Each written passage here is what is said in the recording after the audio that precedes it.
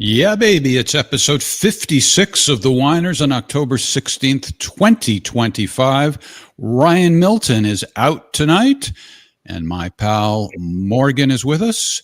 And our special guest, Ryan Dawson, the very controversial, much canceled, but irrepressible independent journalist and filmmaker, Ryan Dawson. How you doing, Morgan and Ryan?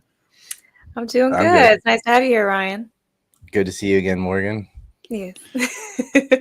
Yeah, we almost got together when Ryan was in North Carolina, but instead I sent Morgan as my surrogate, and apparently you two hit it off. Is that your take on it? Huh? Well, it's the information. Some of the information we had in that conversation did end up in the film. So, interesting. All right. Well, it's 8 a.m. where you are. You're in South Korea. Is that correct? That's right. All right. And I don't expect you to be consuming adult beverages at this hour, but I'm having an Apothic Red Original Blend 2022. And there it is for those of you who are interested. And if you're not interested, well, there it is anyway. So Ryan We is having a Last Supper type wine without the alcohol because this is grape and vinegar all right. Well, wow. it's got That's some of the interesting. same ingredients. for Some eye of the health. same- If I'm drinking So I anybody's consider- curious what kind of wine they might have had at the Last Supper, it was most likely a raisin wine, which they used to mix with vinegar. They would cut it with vinegar and raisins, very sweet. It's what they had at the time. So not very good Raisins. wine, but it might have been back then. might have gotten the job done. Melissa Cox, thank you for reposting the stream. I salute your good taste. So I consider Ryan an honorary member of the North Carolina Podcasters Cult, even though he himself isn't here. He has family here. And unfortunately, I know your grandmother had who's 96 years old, had her motel destroyed in the recent storms, as did a lot of people in that area. And I want to just show some, these are really terrible pictures. All of those are condemned. Yeah. So your grandmother's 96, and how long did she own the motel for? She, I guess since she was in her 20s. Oh my Her husband gosh. had it. Her husband died. She's been running it since the 70s. Oh, wow. And yeah, there's 7 main villages on our island, and the ones that have been hit hardest are Rodanthe and Buxton. Buxton's the town where the lighthouse is. It's sort of the main place, and all these houses are either physically destroyed, or they're in the water and going to, they're useless, or they've been condemned. So a lot of people have nowhere to live, and that the ignorant person will say, why would you build your house right next to the ocean? Like, well, they didn't. These houses are 30, 40 years old or even older, and the ocean wasn't there when those houses were built. This didn't happen in a day. The beach erosion has been steadily coming really since the Halloween storm in 1990. But it's not natural. It's there's a mixture of things that has caused this to happen. We've got the dredging of Oregon Inlet is causing the most erosion. Then you have the Park Service goes and burns vegetation, which is what holds dunes together. And then you had the Navy come in with dump trucks full of sand to fill in a swamp to build a base they no longer use that's now leaking oil, actually, and they never replaced it. And so when they did that, water started cutting in on that area because they were messing with it. And the jetties are all broken. They won't let us repair them. As we have these environmental groups that are just want nature to take its course, and they don't care if people go homeless. They don't care if businesses go underwater. They don't care if the island's cut in half. They tried. Well, they didn't just try. They shut the beach down completely for years over a piping plover bird. But the reality what's going on is a Dukes of Hazzard situation where we have 6 of the 7 county commissioners live north of the bridge, and they're all motel owners and things, and they want to move tourist traffic from south of the bridge to where they live. So they're very happy to sign off on closing our beaches, very happy to let us go underwater. The road has been replaced many times. And you know how they say a bridge to nowhere? There's a dry bridge over Pea Island that goes over land, but there's nothing where it's needed. And no matter what we do, it's just on deaf ears. And we have all these people who assume it's an environment versus development thing that will side with environmentalists. Nobody's trying to develop anything. People are trying to save what's already there. Most of Cape Hatteras is recreational park. And it's just sad as you had recreational park that you couldn't enter. So it de facto became just like an environmental zone, even though it's supposed to be a place for people to enjoy the beach. They shut it off for a bird. And then when they did that, the bird populations went down because when no people are in the park, all the predators returned and killed the birds. But they didn't care because it was never actually about the birds anyway. Piping plovers will nest on top of the food line. I mean, it was just a pretext. They did the same thing in Sandy Hook, New Jersey. Went down. It's an excuse. It's an environmental pretext for real estate and land manipulation. That's what it is. And it's gotten to the point now where it's not just a few motels having a fight every year and do it on their own. It's people's homes. And if you remember when they moved the Cape Hatteras Lighthouse, I actually was on the news about this, saying this. They had some chimney moving company out of New York. They got millions of dollars to pick up our lighthouse and move it back into the woods because it was being threatened by the Atlantic Ocean. Well, yeah, it is. But it would have cost a lot less to stabilize the beach than to pick up a lighthouse and move it. And what are you going to do with everybody's homes? Are you going to pick them up and move them further inland? And how much further inland can they go? The Pamlico Sound's right on our back. A lot of that island. What's your grandmother? Did your grandmother live in the motel, or she has a separate? She has a separate house near the Sound, but that was at the very end of her life. I mean, it's 96. She's watching everything she ever made and what she wanted to leave her kids and things just be destroyed. Oh, man. Yeah. Like last year, the front units got taken out, and the sewage and things that connect to them were taken out, so they became useless.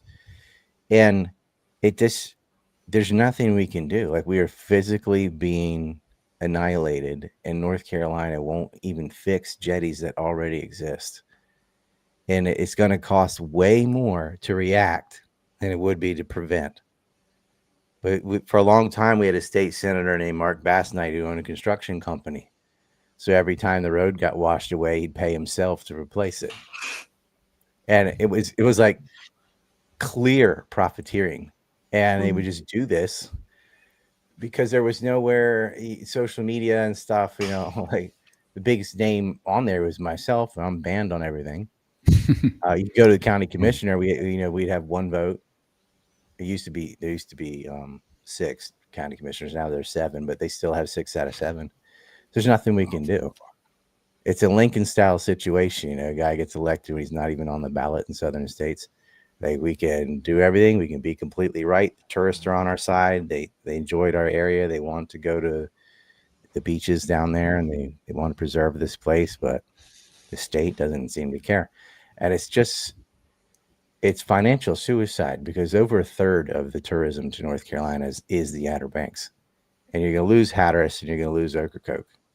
And they split us into different counties. We're in Dare, they're in Hyde. So we can't even unify between the islands on this. We got to go appeal to 2 different boards, and they're just not the brightest crowns in the box, put it that way.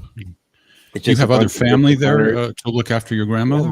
My twin brother lives there. My other brother lives there. My aunts, uncles, and most of my family's in Buxton, in that town. But my twin couldn't live there. He had to go up the beach because there's no housing for our generation. Like, it is gone. And now there's even fewer housing.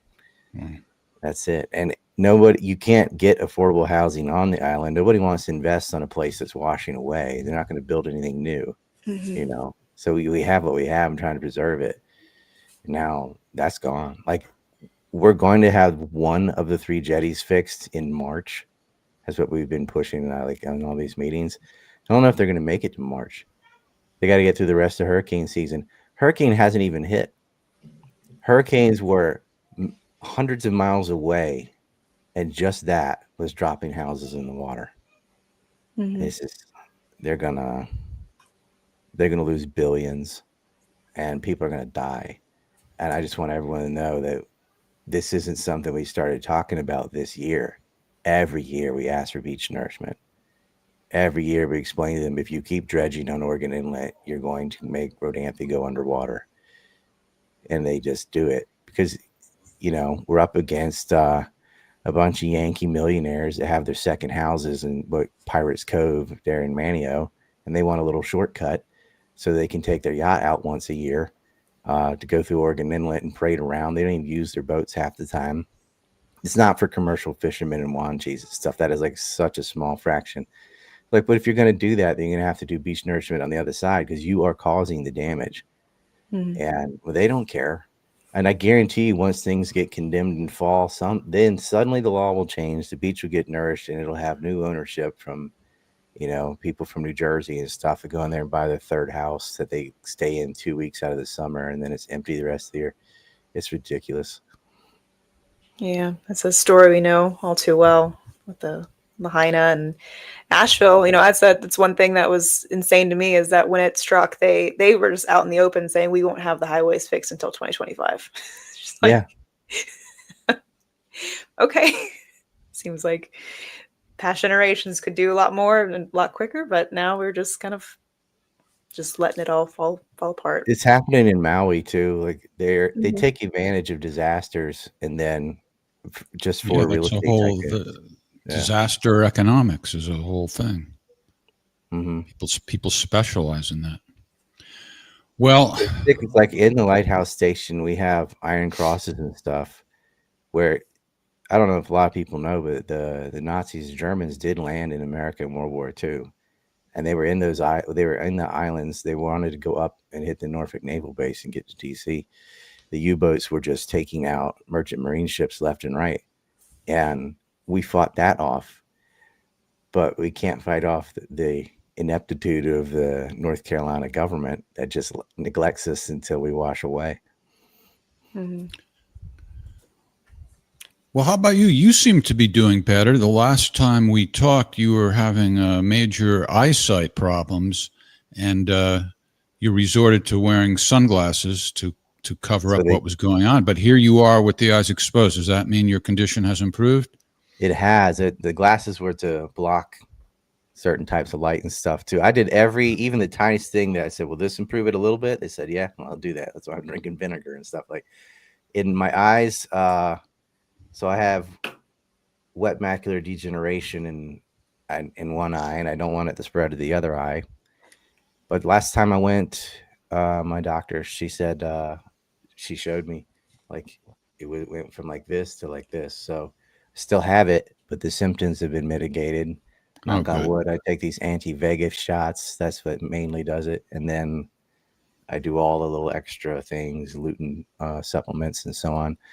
And yeah, it's been decreasing. She said it won't go away, but if you can mitigate the symptoms, that's the best you can do. Oh, that's great to hear. Well, I noticed in your film that you weren't wearing the sunglasses, but then I said to myself, well, maybe this was recorded a while ago, so I didn't quite know what to think about that. But let's talk about your film. It's only at the very end, and that's because of that. But the clips, all those clips. I made this film many years ago. I'm redoing it with modern tech. But it took so long to finance the film that some of the clips at the beginning, like we said, we haven't gone to war in Iran yet. Like that's because we hadn't when I said it. Yeah, it's hard to stay topical, right? You got to get it out right away. Well, it's a 4-hour movie, so I mean, it takes a long time to make it 4 hours. Why only 4 hours? I mean, why not 6 hours? Okay, that's sarcasm. Well, the first one is 5 hours. Wow. The first one had a lot on the Iraq War and how they lied about WMD. And I thought that's kind of kicking a dead horse. Now everybody knows this finally. But when I first made the film, they didn't. So I went over PNAC and all that. That got cut because I feel like Iraq, Syria, and Afghanistan, like the pointless wars, could be a different film. I just wanted this to be 9/11 centric. I did leave in there the parts about Iraq that connected to anthrax because anthrax is part of the 9/11 attack. So that's in there. But I cut a lot of stuff. And it pained me. I said, man, I wanted to explain Iran-Contra more deeply. I'm just going to assume people know about it. And I think older people do. But I think young people, they never flipped on the TV and saw Poindexter and Ollie North getting grilled or anything, But it's you got to cut stuff. Can't have a 10-hour movie. So. Well, Morgan and I both used the same adjective to describe your film, and that's dense. It's very dense. Yeah.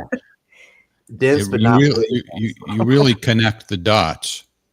Mm-hmm. And Morgan was wondering if you had thought about maybe dividing it into episodes or installments instead of asking your audience to watch it at once in 4 hours. You basically do it, with the segments. They have that transition. So we have that little wow, and it's got the white stuff, and it says this. So it has chapters because it's going to be a book too.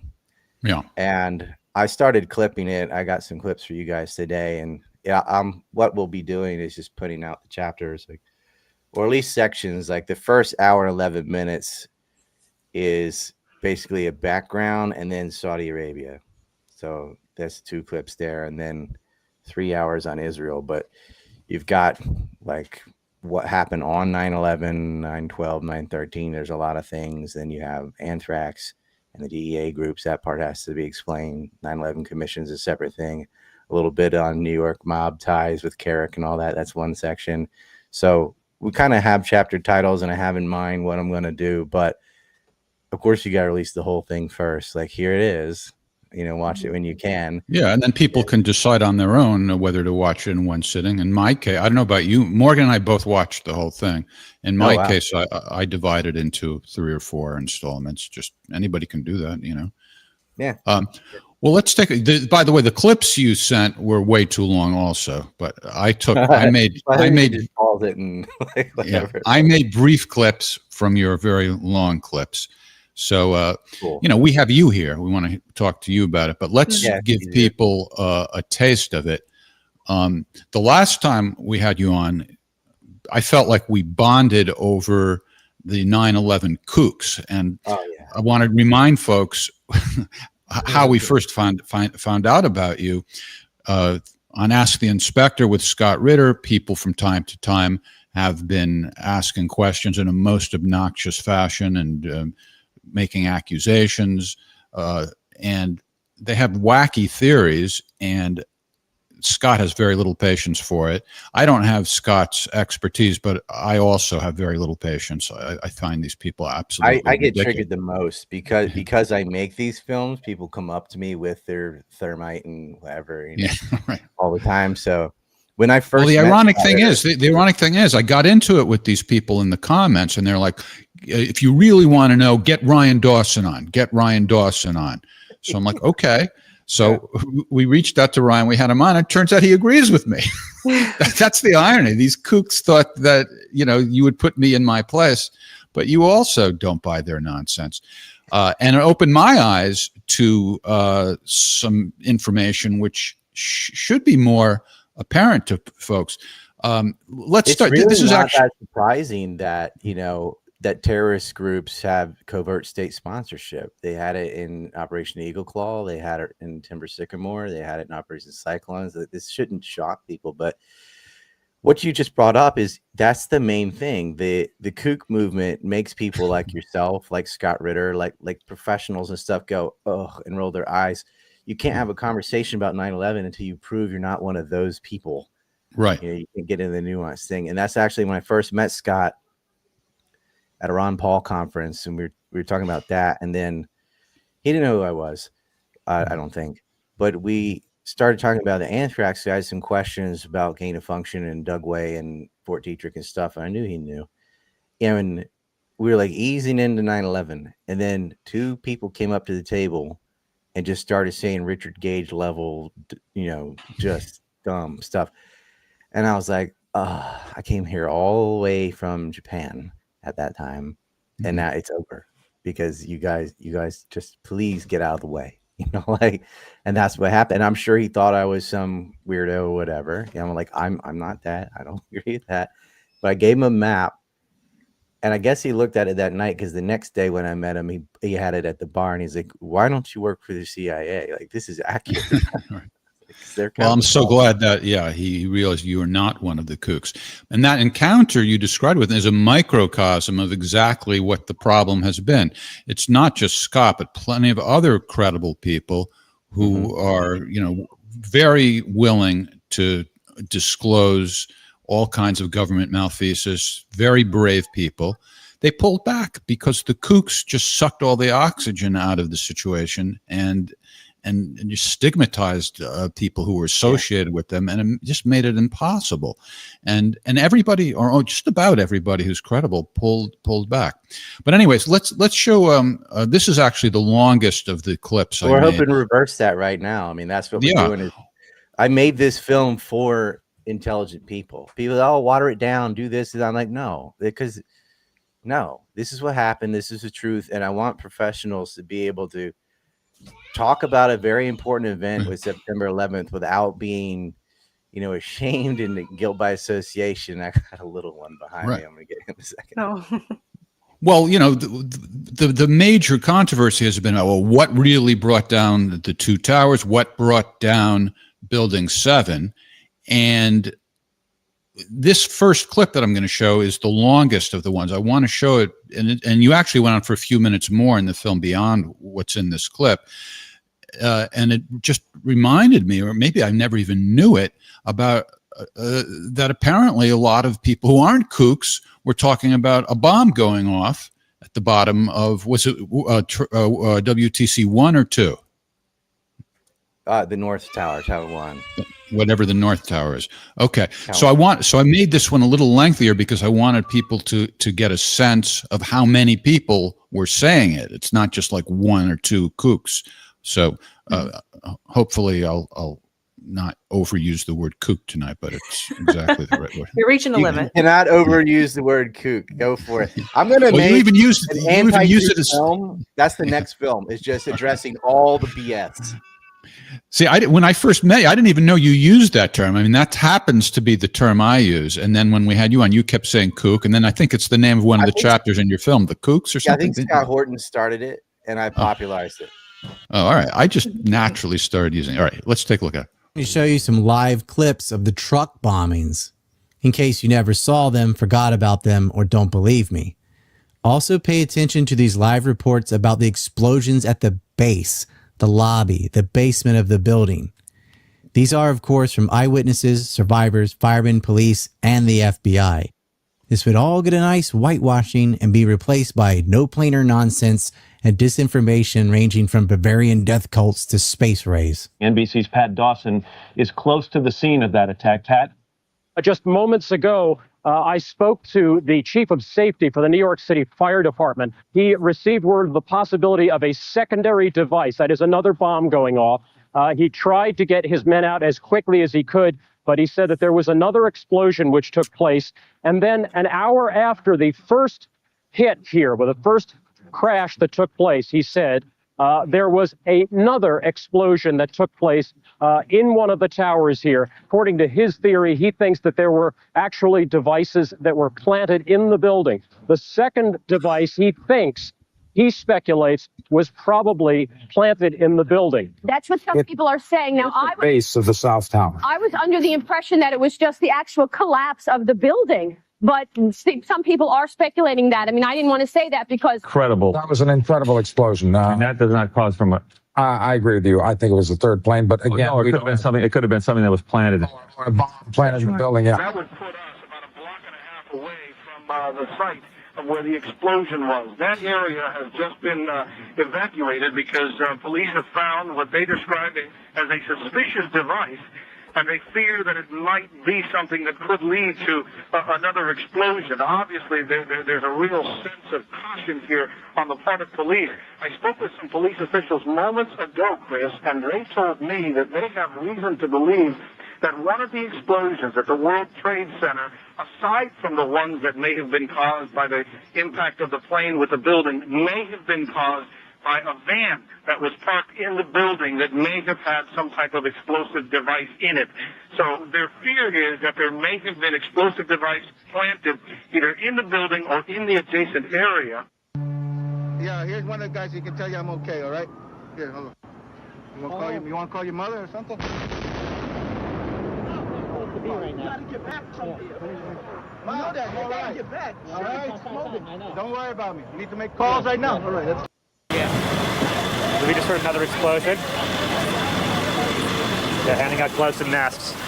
I think a bomb went off in the lobby first, then a plane hit the building. But then another plane hit the other building. But when I was coming through the doors on the other side of the Trade Center, either they blew the lobby up or something, because it blew the glass out of the doors and knocked us all down, and I got smoke and everything on me. I just feel a little shook up because I got blasted. The ladies that are with me were in the World Trade Center in the first building and escaped through the lobby, where they believe there was a bomb in the lobby. And even the turnstile was burnt and was sticking up, and they just told us to run. And as we were coming out, we passed the lobby. There was no lobby. So I believe the bomb hit the lobby first, and a couple of seconds in the first plane hit. So when I was getting into it with the kooks, you know, and their controlled demolition nonsense, I was discounting these reports of explosions, saying, "Oh, it's probably just, you know, transformers exploding or whatever. Who knows?" But this puts it into a whole different context. A bomb, and your theory is it was a combination of the planes, the fire, and the bomb that did it. Is that correct? And sabotaging the fire prevention systems prior to the attack. Which you wouldn't need to do if you had a bomb on every floor, which is impossible. You cannot walk into an active building and start slapping plastic explosives on the wall or something. But if you want to maximize the damage from fire, there was no bomb in the lobby. There was a bomb underneath the lobby. And so I'm sure they heard it, and I'm sure it was all disarrayed and glass broken and panels broken off. That's on film. When the fire department goes in there, you can see how messed up the lobby is already. But the most damning things in those clips is the ones from Rick Sanchez and Pat Dawson saying the police found a van with explosive devices in it. And that is exactly what they did in 1993, is they parked a Ryder truck full of explosives in the World Trade Center, blew it up, trying to topple one into the other. And also in 93, they had a plan to blow up the Holland Tunnel or the George Washington Bridge. They didn't do it, but that was in the plans. And of course, the Ryder truck did blow up and it did kill people, but it did not knock the towers down. They parked it in the wrong place. But I think the original plan was to have the lobby collapse into the lower floors. People need to understand this basement levels and a parking garage, and went all the way down to a subway. And that whole subway was full of smoke. That clip wasn't in there, but if you watch the longer one, it is. They thought that had happened. And when they're hearing boom, boom, they're hearing cars in the parking garage go off. They probably had more than one truck bomb. They found one. They towed it to the Church of Dades, which is near Ground Zero. They just became a makeshift headquarters for the bomb squad. And they had another one in the Meadowlands because they started finding other vans with bombs later in the day from these moving companies, which ties. They're all an Israeli front, by the way. So these things, what the heck's going on? Then you get a phone call that ties it all together, where somebody said they saw Palestinians mixing a bomb at the airport headed toward the tunnel. And what the cops did is they cut off the Lincoln Tunnel, the Holland Tunnel, and the George Washington Bridge and made a dragnet. And serendipitously, they ended up catching people on the other side in New Jersey trying to get back to New York. One with traces of explosives in their van and another packed full of explosives. And these are two separate vans. It's not the same. The Dancing Israelis did not have bombs in their van. A different set had bombs. Or, slow down, because you're saying I know that it's hard to condense, but no. But you're using the phrase "dancing Israelis," and I'm sure some of the audience knows what you're talking about. But for those who don't know, some Israelis were seen celebrating. That's what you mean by the dancing. High-fiving and dancing and whooping it up. But we'll get to that in a minute. I just want people to be able to follow what you're saying. But this controversy was framed, at least in my mind, as, you know, the buildings couldn't possibly come down by fire. And the New York City Fire Department says, well, yeah, that's pretty much what happened. That does seem to be the consensus among firefighters. And the 9/11 kooks have been saying, well, they're just afraid to speak out. And I'm like, what are you talking about? These people who risked their lives and who lost their family members and friends are going to be afraid to speak out? It makes no sense. But on the other hand, Ryan, why haven't we heard the New York City firefighters talk about the bomb more instead of allowing it to be framed as just whether or not a fire could bring down the towers? I think a lot of it was the kook movement, because whatever they hear, they're going to say there wasn't bombs on every floor. And of course, fire can burn down a building. That they got so inundated with the Alex Jones stuff that people don't want to deal with it. They don't want to put up with it. People did know about the bombs. Like, they're asking, the press was asking Giuliani and Carrick the next day or 2 days later, actually, about the vans full of bombs and stuff. And they're just like, oh, we can't talk about it. Oh, people got arrested. Like, well, why'd they pull them over? He's like, I don't know. I mean, they just would not. They stonewalled everything. The press was asking about it. Firemen, had enough to deal with. 324 of them died that day.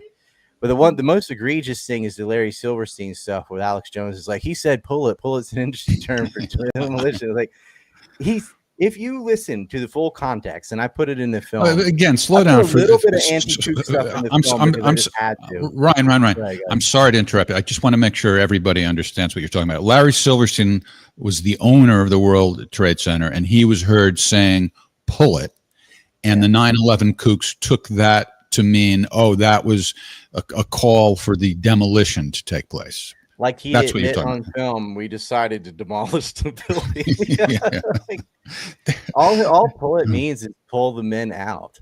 Yeah, pull the, right. He's talking. He's Obvious. having a conversation with the Obviously. fire chief, and they always clip the beginning and end off. And what he actually said was there had already been so much loss of life already, meaning the 324 firemen that had died, that we decided the safest thing to do would be to pull it. So we made a decision to pull, and we watched the building come down. That's what he said. Pull means to pull out. Not one fireman was surprised that Building 7 fell. Building 6 had fallen. A piece of Building 5 had fallen. Like, oh, they weren't hit by a plane. No, but they were hit by World Trade Center 1 and 2. And There are recordings of firefighters on their two-way radios for hours talking about Building 7 looks like it's going to eventually that one's collapse. next, exactly. Yeah. And Yeah. there's Jane Stanley like jumped the gun on BBC but her co-host was saying we're getting reports that the Salomon Brothers building either is falling or has fallen, or not. They weren't really sure because a lot of New Yorkers talk like that. They say, "Oh, that building's gone," like past tense, even though we know that's hyperbole. I guess British English didn't realize when a New Yorker says something's done, it means it's as good as done. That's what it means. They talk like Trump. Everything's the most to the nth degree all the time. But her, she's sitting there saying it had fallen while it's still burning behind her. But then it falls a few seconds later and their feed gets cut. So it looks really bad. CNN reported that the 50-story building fell earlier in the day.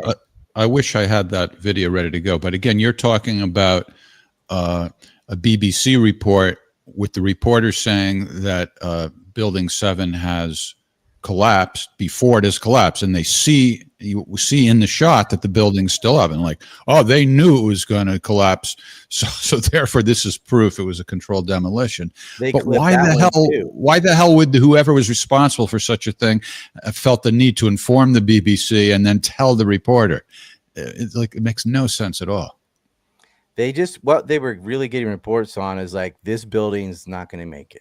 Like, this one's going, but it hadn't fallen yet. And her co-host said just before she made that clip that we're getting reports that this building, Solomon's brother is Building 7, is or has fallen. He didn't know. It was very confusing, a lot of chaos in the day, and they messed that up. And they all just, oh my gosh, that's proof that there were bombs. Da, da, da, da. Building 7 was hit by Building 1, just like Building 6 and Building 5.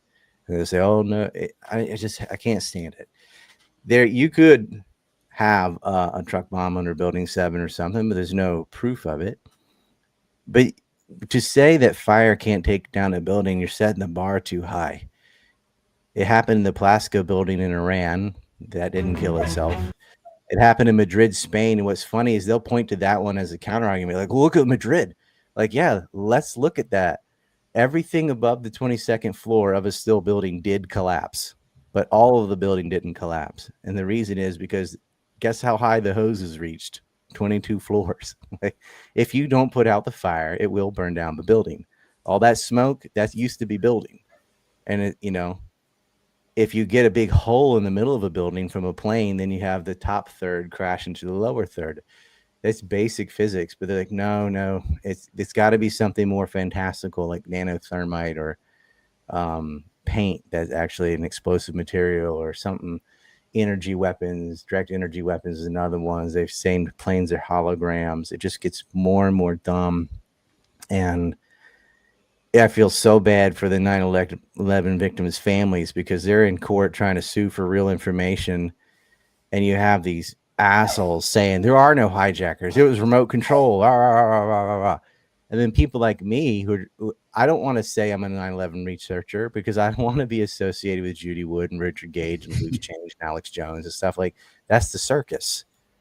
Especially Alex Jones, who wanted to Moab Gaza. I mean, the guy is some people think he's CIA. I think he's just an asshole, but he is a professional con artist. And every issue, every time there's a school shooting, he's like, it's fake. It's he says there's earthquake machines. It's this like constant stream of horse shit from this guy. And he ruined 9/11 because all these other charlatans would have been unknown had he not put them on his show in front of millions. The Fetzers and the Woods and all that, they would not have been known without him. Everything's his fault. What's this? Yeah. This is some of the firefighters, what they were saying about how they were expecting Building 7 to collapse hours throughout the whole day. So, I mean, what a wacky coincidence that there was a planned demolition, yet they were also observing that the building was in a very precarious state. There was a big hole in the middle of the building. So it made no sense what they were saying. They were ignoring that. They were saying, well, gravity, they were saying the internal structure of the building would have stopped it or slowed it, but the internal structure of the building was gone. That's why it looks like a the pancake columns collapse. also had these, like, I forgot the name, but they have these L shapes like this that were like holding it. And when these got broken, these are useless. There was columns like 81, 82, and 79 were gone. So the penthouse collapses first. The whole southwest corner was missing. Every single floor was on fire. And what they do is they show you the north side of the building at like 9:20 in the morning and say, oh, pockets of fire. That's their phrase, pockets of fire. They don't show you the south side of the building at 5 in the afternoon, which is a raging inferno with a corner missing.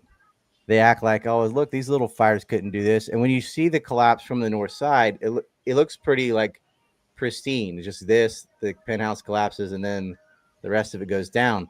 But you need to see the side that was facing the World Trade Centers. That's the face of the building that had a huge gash through the middle of it, had the corner missing, and every single floor was on fire with bright orange flames.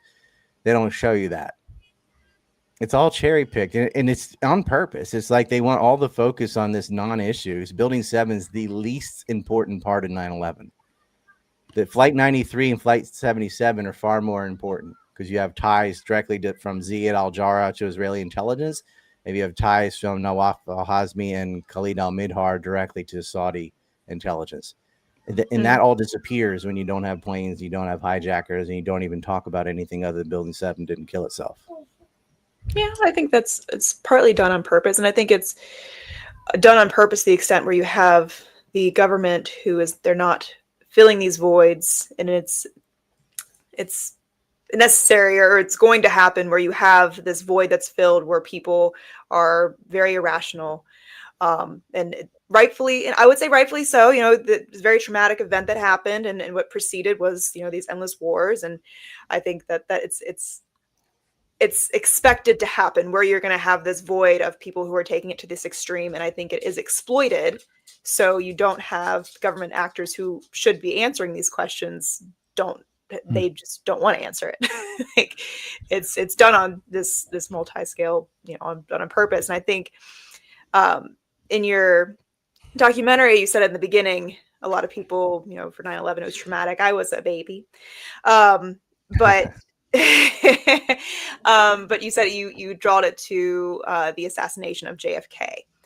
And I think that is kind of what we are experiencing today with Charlie Kirk. We don't have this assassination, that a lot of things aren't adding up. And I think that was a very interesting, timely that, this documentary comes out when we have this other instance that's happening. And I feel like there's a lot of connected ties, at the very least, unanswered questions, with Charlie Kirk basically saying that he was going to drop the Israeli question, or drop the Israeli cause 48 hours before the actual place where he was assassinated is being repaved, and at Utah, what is it, Utah Valley University? Pardon me. so that connection is just super super strange. And you have a lot of these actors on the scene. One part in your documentary that I thought was interesting, maybe you could go into, is how Steve Witkoff kind of plays into this. See, I have a little one here. Oh, hi. His mom will get him in a minute.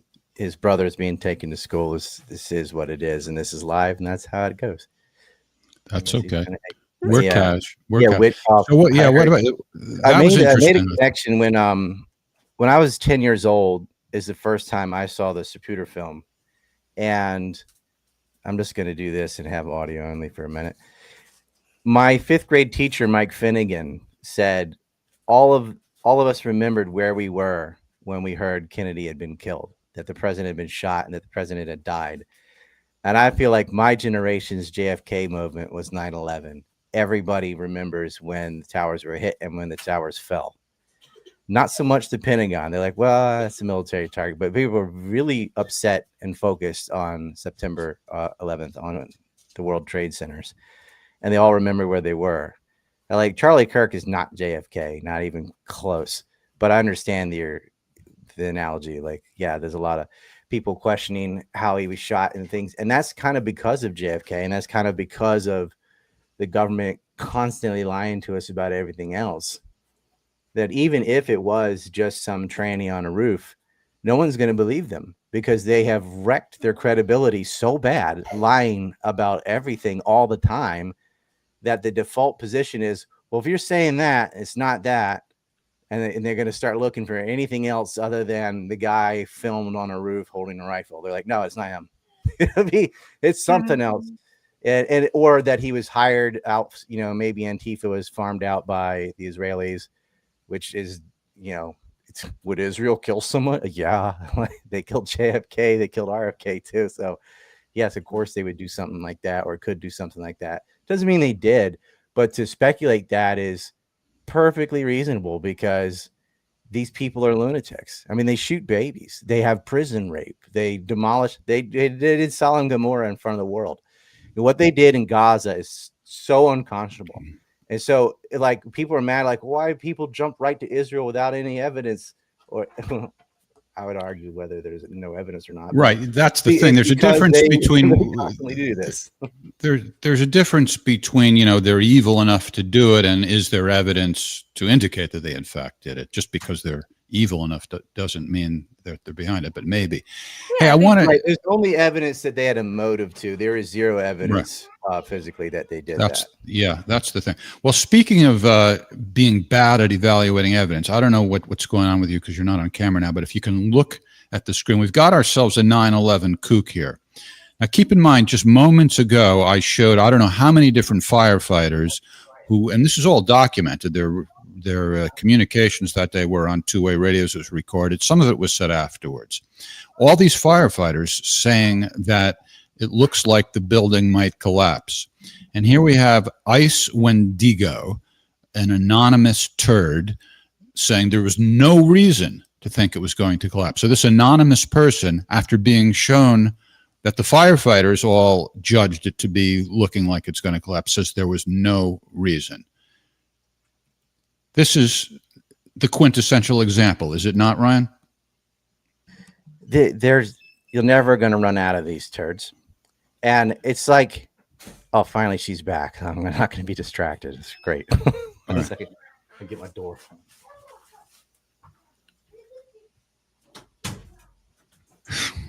Okay, we can do camera as usual. So. All right, get Ryan back on here for crying out loud. Dude. Are you ready to come back? One second. Hold on. Go to mom now. Come on, Ryan. This is a professional podcast. Yes, it is. Allegedly. Interrupting work over and over. Scared. I know. All right, now I'm good. All right. Now I'm good. Put your camera on. Yeah. All right. There he is. See, this person is saying that I couldn't go to school. The other brother had to be dropped off, and another brother. All right. Oh, yeah. WTC 7 was not the least important. Ryan is now officially a bullshitter. go fuck yourself. How does W7 link back to any foreign governments? All right, tell you what, let's see. These people are usually too chicken to actually have a debate. bring them on. Let's put the phone number on. Come on, you little anonymous turd. You can still be anonymous. Give us a call and explain yourself, okay?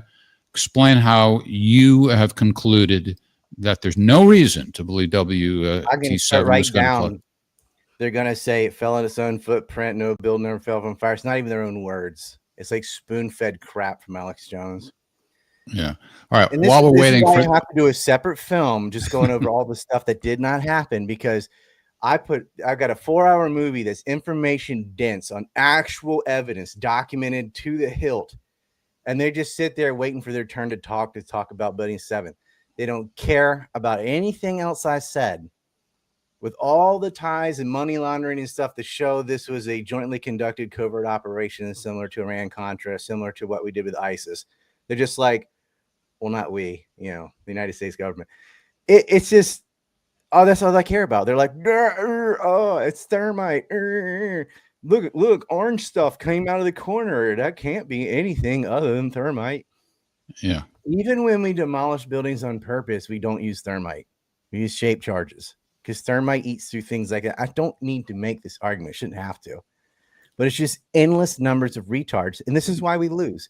24 years after 9/11, and people are still arguing about whether or not there were airplanes. Yeah.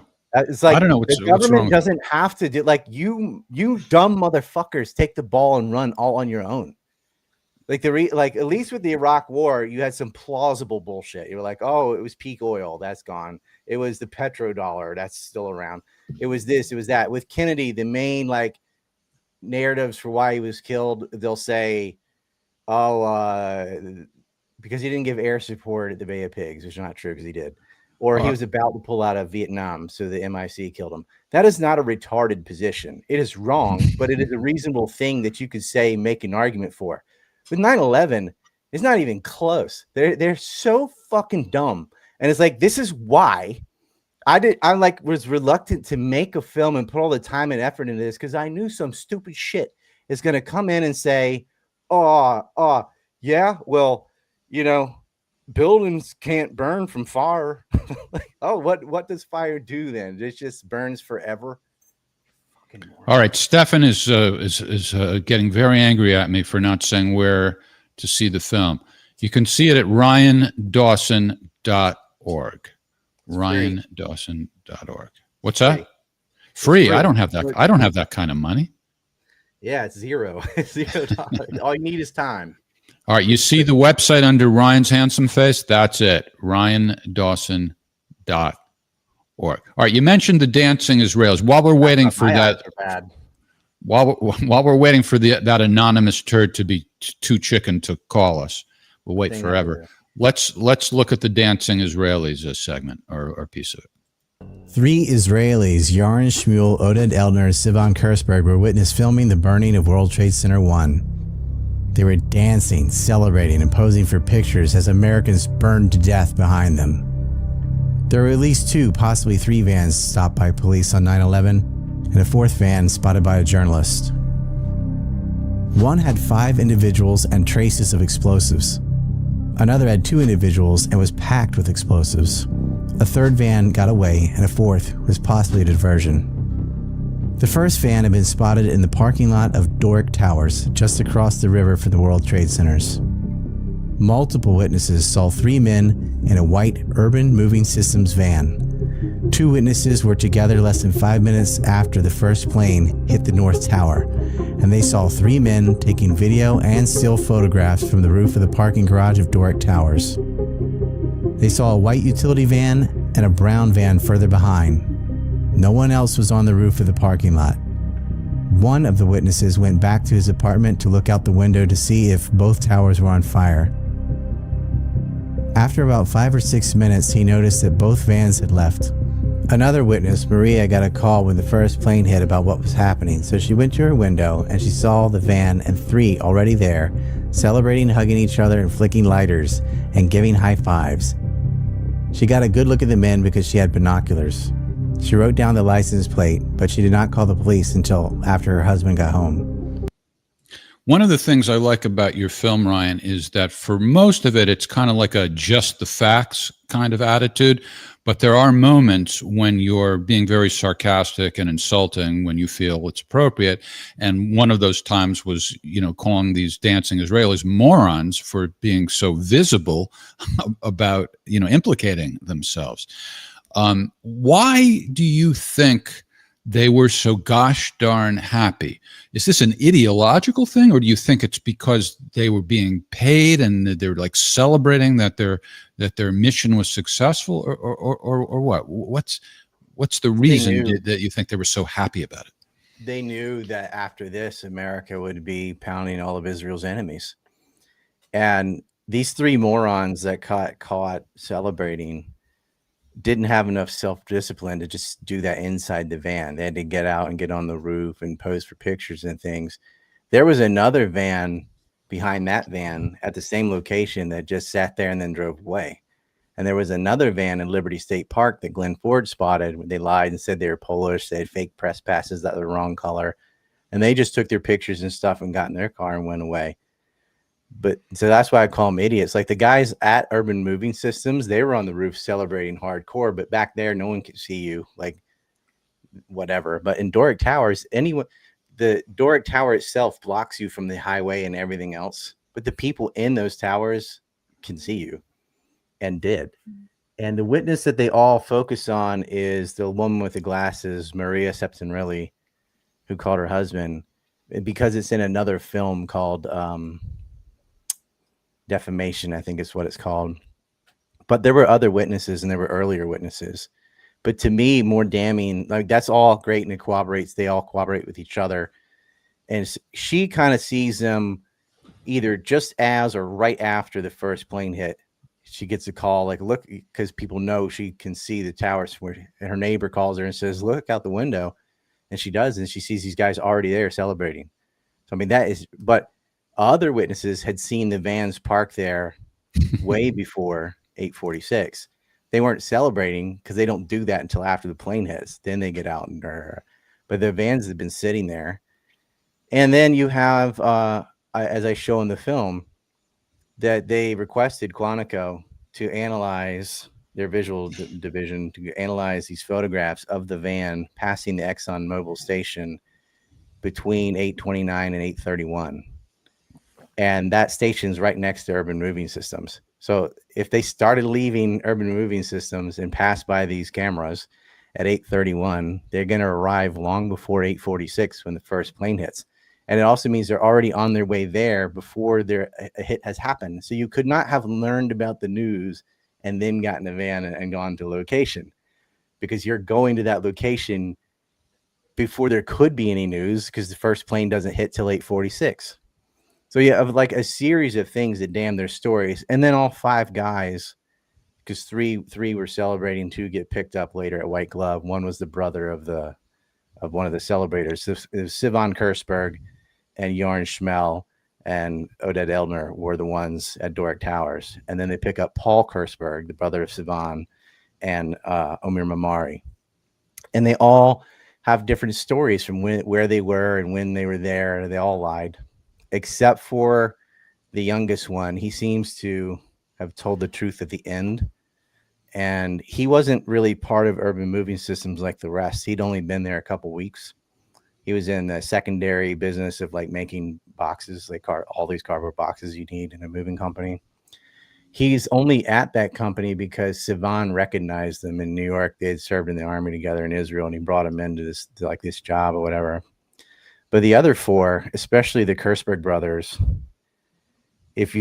I left a lot of this out too, but some of it's in the film, some of it isn't. But if you interview the other people, like the non-Israeli workers, the Russians and Hungarians and stuff that worked at Urban, they said they would have meetings only in Hebrew, and they're always anti-American and just saying the craziest stuff. And it was like pretty obvious that these people getting paid $10 an hour were not going to fly to India and Australia and Germany and all these exotic locations. It was a weird thing. They had plane tickets to leave the country, on a random Tuesday in September, as if that's the last day of work. And it was. They shut down operations on 9/11, just abandoned things like mid move, just left furniture on the road or whatever. Their warehouse was full of people's stuff. They just left. Dominic Suter and Ornette Livingston went to Israel. They had 16 computer hard drives, which is way more than you need for a moving company.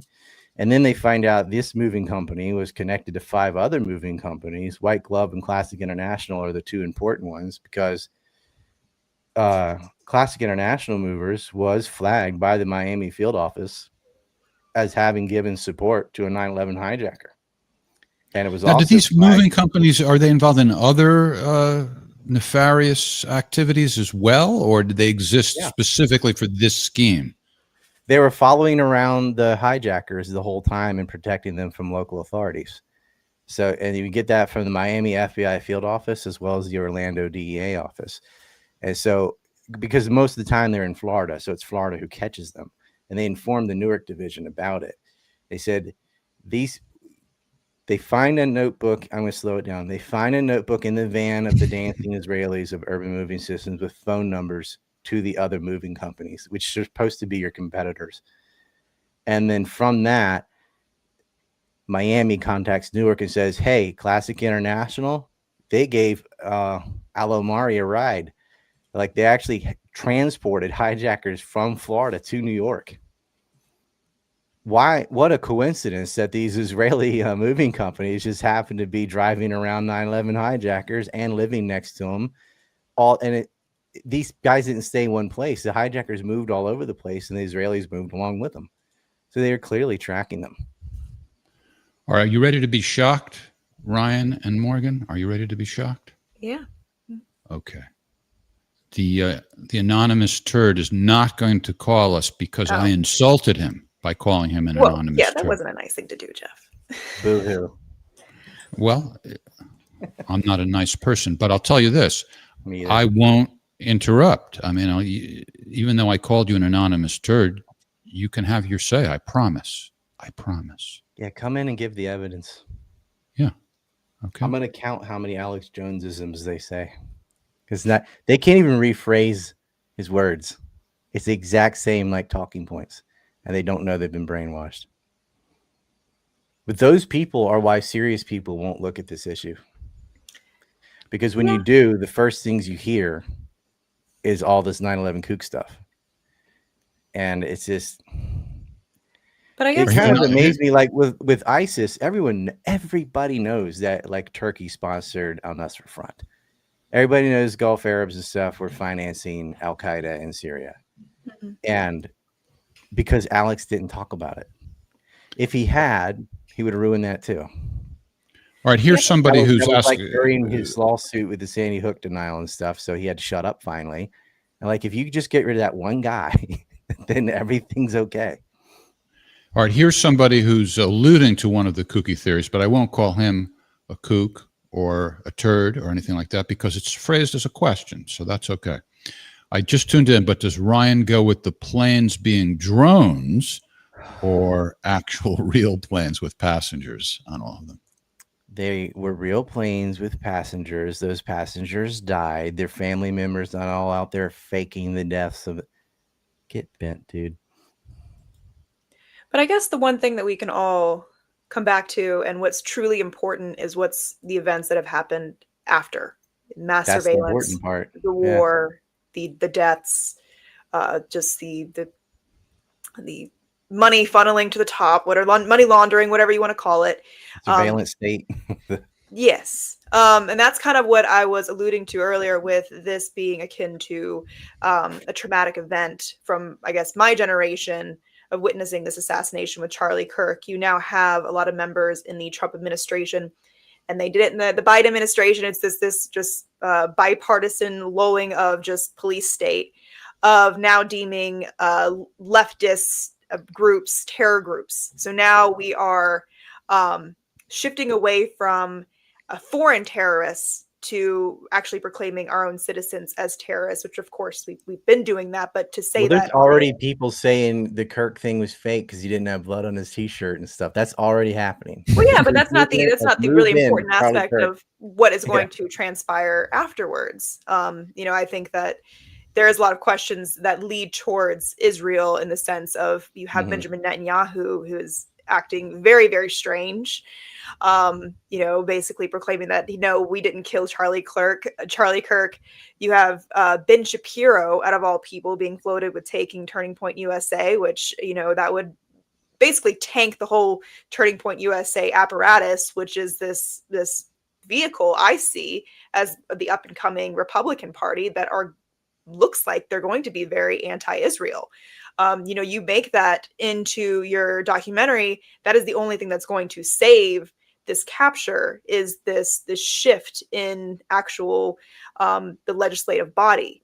And I think Charlie Kirk he really had that ability to do that with the amount of clubs that he had, absorbing the conservative movement and them actually prescribing to a lot of the ideas that Marjorie Taylor Greene, Tucker Carlson, and the likes of Ben Smith have been saying about Israel. What do you have to say about that? They're kind of the last ones on board, though. Like, libertarians, independents, and a lot of the left have always been pro-Palestine, and a lot of the youth on the Republican side is at least anti-Israel. And about the only thing they had on their team were like old Christian boomers and people from TPUSA. So if they lost that, they would lose the last vestige in the US, because that's all they got. Anybody with an IQ above room temperature knows it's wrong to go around shooting children. And so Israel loses this PR war. It doesn't matter how much of a fast talker you are, like Benacide Shapiro or whatever. And Charlie Kirk, every moment of his life, of everything he ever publicly said or did, was pro-Zionist. Now, he may have said something in a text message, "Oh, I'm going to change because they're taking their money away." But like, they were taking their money from him. He wasn't saying no to any donations. The donors were saying no to him.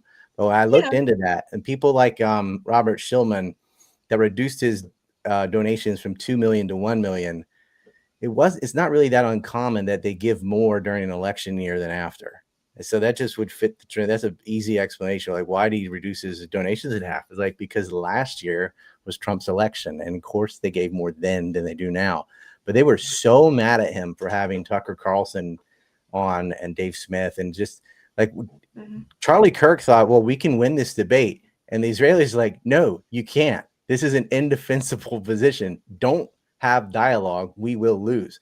Josh Hammer lost to Dave Smith, and Dave Smith is not the best on this issue. He's kind of a newbie too, but he wiped the floor with Josh Hammer, because that you cannot defend what Israel's doing. There is the smartest person in the world could not defend that, because it's just unconscionable to genocide a population, which is what they've done. But Charlie and his wife continued to take money and continued to push that and make jokes about Palestine doesn't have tall buildings and stuff. And people clip things like him talking to Ben Shapiro, and he's saying, "What do you say when they say there's ethnic cleansing and stuff?" But he wasn't saying like that's his new position. He was saying, what should I say when people come up and say this to me? Please give me your argument so I can make the Zionist argument better. I mean, I guess I don't think he was being anti-Zionist. He did not push reject back a little bit. million. I would say that he, a lot of people in that conservative evangelical movement, it's pumped into their bloodstream to be pro-Israel. And I think you see him losing his base and actually responding to his base. I think he went on I can't remember what podcast, but he's asking legitimate questions on what really happened on October 7th. Yeah, that was years ago. Patrick Ben David, that was not a new thing. He was saying, I think there's a stand down order. Yeah, and he got reamed for that too. There was a stand down order. He was right. But these are, I think, what was happening within his base is more important, is the amount of people that he was able to mobilize that were leaning more towards the narratives of Dave Smith and Tucker Carlson. And you have those bases that I think are going to be the rising Republican Party. Those are the ones that are going to run for office. Those are the ones that are going to be the representatives of this Republican movement in the coming years. And I actually agree with all of that. I just think it's important not to overstate the case, because if you do, then people will seize on that and throw the baby out with the bathwater. I guess okay. I mean, I get what you're saying. I was just kind of drawing it to this 9/11 question, where we're witnessing something where a lot of things are not making sense. And often you have to ask yourself in these kind of an investigative mindset, who serves to benefit? I can give you the guarantees on that, like the non-kooky Kirk thing. There was somebody for some reason that ran interference that stood up and said I did it when he didn't, who had child porn on his phone. There was two which is people. very Antifa-ish. Yeah. Well, I'm getting to that. First guy, Zim, I think his name was. Then you have all these messages prior to the shooting saying on Discord and Reddit, and Discord's where they live, saying, just wait till tomorrow. Something big's going down with Charlie Kirk. They've made a song, Charlie Kirk Dead at 31. This is all prior to him being murdered. So this was known, and a group at least knew this. And the group must be pretty large if some of them are dumb enough to start writing about it online. They don't have enough self-discipline. They're the morons like the dancing Israelis that they're saying, just wait till tomorrow, wait and see. And one guy I screen capped, this all got like, you had to grab this that day, said, I wish Charlie Kirk would get dissolved. And then he replied to himself saying, it's something big's going down with Charlie Kirk tomorrow at my school. Like they knew. And so, and then I went through the social media for Lance Twiggs and his other boyfriend. Tyler's boyfriend had two boyfriends. One was a transgender game addicted weirdo. The other was some sick fuck that made underage furry porn. But they did have social media, and everyone's like, they didn't have social media. Like, yeah, they did. They started scrubbing it, but it was a hate fest to Charlie Kirk. Like, it was clearly that. And so if you were a spook and you wanted to farm out to some expendable to shoot somebody, there's ready-made groups to do that, especially for Charlie Kirk. Yeah. A lot of people hated him. And I don't All right, think I they're all left or terrorists, but there are domestic terrorists. Like that's most of that Buffalo shooter was radicalized on Discord. Yeah, but that goes to my point is, I mean, you may think I'm a kook for this, but I think the FBI plays a large role in inciting some of these, or if not inciting, allowing these to happen. You have this progression towards a police state. They need these traumatic events to shake the public, to allow for that to happen. I think you had a lot of that with the Trump. I think the first Trump administration, it was mainly leaned towards right-wing and fascist extremists. The Whitmer kidnapping thing, that was one of the. Yeah, the right and left do this. It's COINTELPRO. Right. Is it the CIA to blame, or is it the FBI? Domestically, it's usually the FBI, but they both engage in these kind of activities. But let's show a clip from your film in which you assert that it's the CIA blocking the FBI. Oh yeah.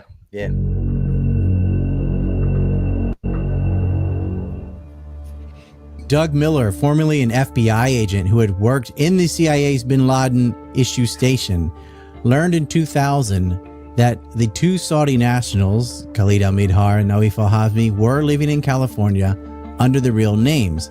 Miller wanted to inform the FBI, but the CIA prevented him from doing so. Miller's draft cable to the FBI was later found and revealed that the CIA had been tracking the two hijackers' entry into the United States over a year before the attack. Why didn't they act? Why did they block the FBI headquarters from intel on terrorists?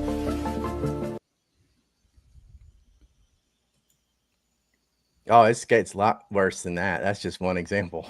Yeah, I know. But they tracked them in Malaysia at a meeting with Khalid Sheikh Mohammed in Sana'a. They knew that. They had broken into the hotel of al-Midhar, and they knew he had re-entry permits to go to the United States. They knew where they were working. They knew where they were living. They had a GIT agent living with them, nicknamed Muppet, who had an FBI handler. So there were people in the FBI that knew. But what happens is when they have something like Alex Station, it's supposed to be joint FBI CIA, but it's not really a joint. It's 99% CIA. And when people in the FBI do get information, the CIA either blocks it or says, okay, we'll give that to FBI HQ, and then they don't.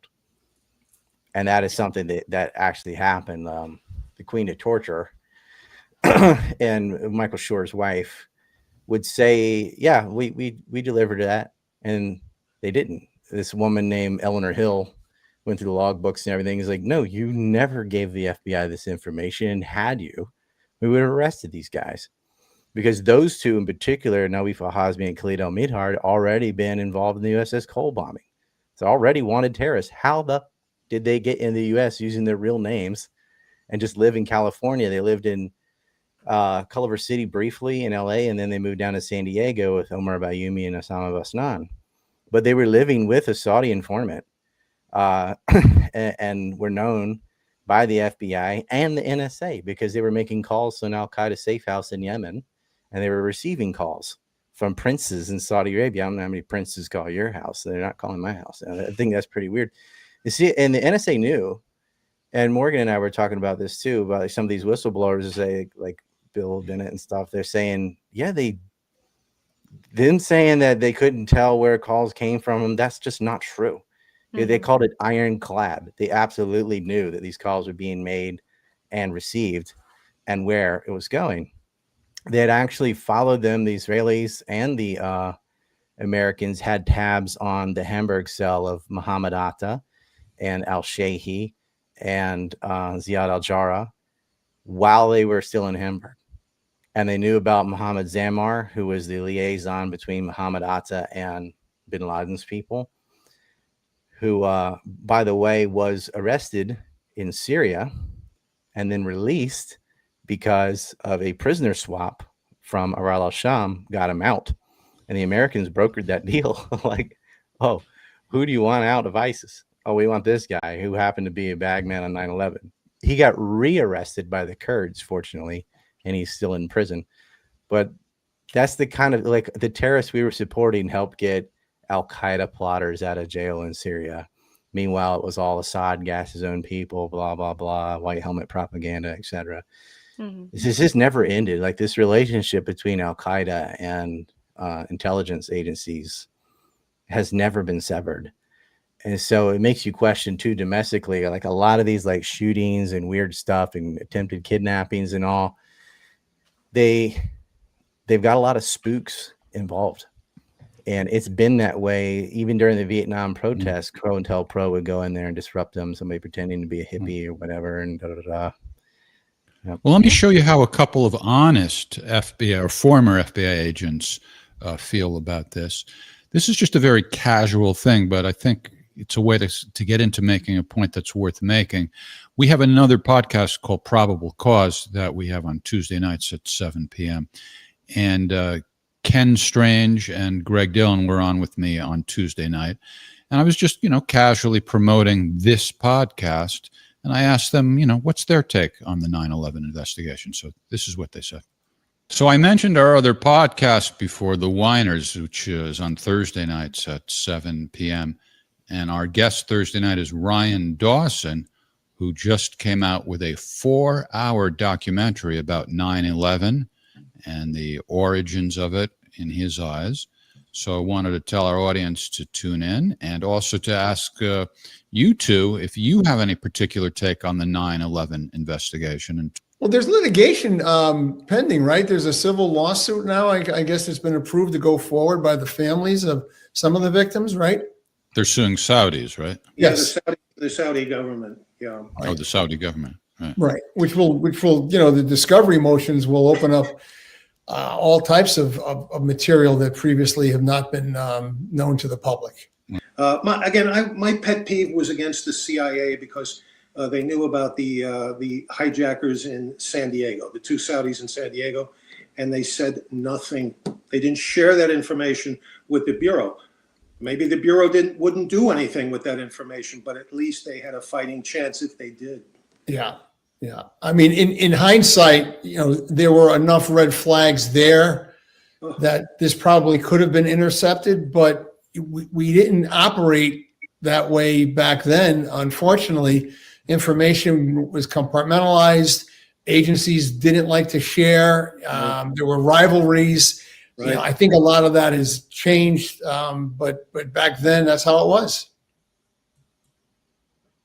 I don't know what the exact ratio is, but the point I wanted to make is that there's a certain amount of people in the CIA and the FBI and any of these agencies that are good guys and a certain amount that are bad guys.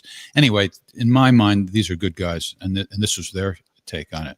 What about the Saudi lawsuit, Ryan? Is that significant? Is that as I think so. I think it's going to uncover a lot of the stuff that I already uncovered, but it'll be in a big public forum and people will listen to it. But what more than they are to me? But they focus in on the two in California, and because, in my opinion, you're allowed to talk about the Saudi role.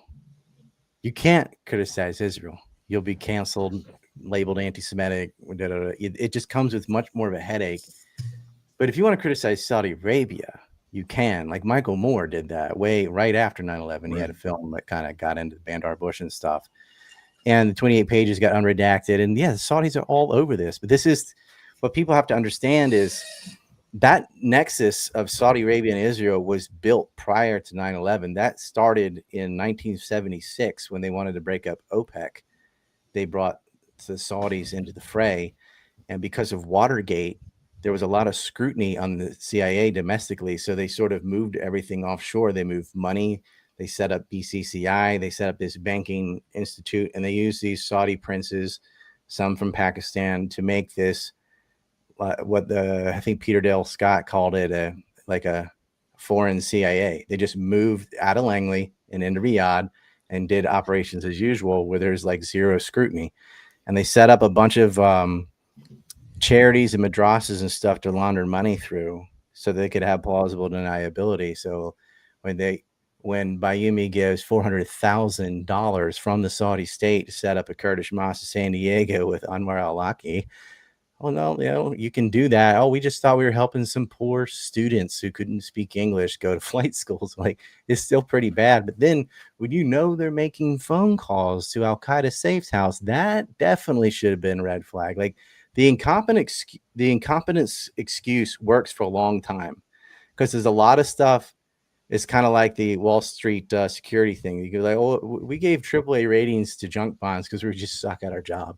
Maybe. But then you have internal emails saying, look at this piece of shit I just sold. Like, no, you guys knew. They knew they were hijackers. They've been following them around. And so there's the excuse after the incompetence is, okay, they did know, but they were trying to flip them. They were trying to turn them and get guys inside Al-Qaeda, and then they got double crossed or something. It's like, no, you were not trying to flip them. Because you follow them all the way to the day when they got on planes, and don't tell me you didn't know that they were going to use airplanes to attack the United States.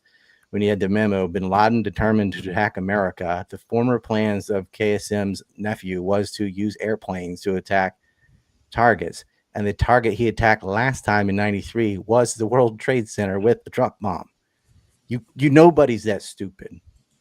Besides Douglas Fife, nobody's that stupid. Well, look at one of our audience members, Somerville John, was asking about that. Was that the dry run that you were referring to in your film? That's in 99. Oh, 99. That's another one. They attempted to hijack an airplane. Two men paid by the Saudi government who, when they land, they're in contact with an Arizona Al-Qaeda recruiter that was known by all the spook agencies. And this is Mock and Hosh is what you're referring to. The Saudis did a dry run. They act like, they kept trying to get in the cockpit and they said, we're trying to go to the bathroom. Right. The bathrooms in the back of the plane. All right. Well, we have a clip. So hang on a second. But I want to just follow up. You mentioned a couple of minutes ago, being accused of anti-Semitism sometimes when you're just making a legitimate point about Israel. So I saw a tweet you made, and I could see how people might perceive this as anti-Semitic. So I just wanted to ask you what you meant by it. You presented this survey. Was Hitler right? Yes or no? And you have, I don't know, like several 100,000 followers, and you got 13,000 and plus votes, and 82% people said yes. So let me just ask you straight out, Ryan, what did you mean by that? What? Because earlier I had a tweet, and actually Ritter responded to this, and we had a little back and forth. I said, what Israel's doing right now is so unconscionable and disgusting. Like our Holocaust is Gaza. We all watched it in high definition, people buried under the rubble and everything. And what I'm seeing with like Zoomers and younger, even some millennials, is they start, because they lied about Iraq, they lied about Syria, they lied about Libya, they lied about Afghanistan. It's just like constant lies about all these wars. They're starting to question World War II. Now, fuck Adolf Hitler. Like, to me, it's like I just can't believe this. But what they're thinking, because they're so gaslit on everything else, that they're like, well, maybe he was a good guy. Maybe they're lying about World War II. Maybe. And people are like, no, nobody's saying Hitler was cool. This is just, yes, the younger generation now believes that like Hitler was actually fighting the Rothschilds and da, da, da, da. Like that's happening. That's happening because of Israel's actions. They're so disgusting that they're making Adolf Hitler seem like the good guy. Ah, And when okay. So people this didn't is believe not that, I'm you. like, look, I'll do a poll and watch what happens. All right.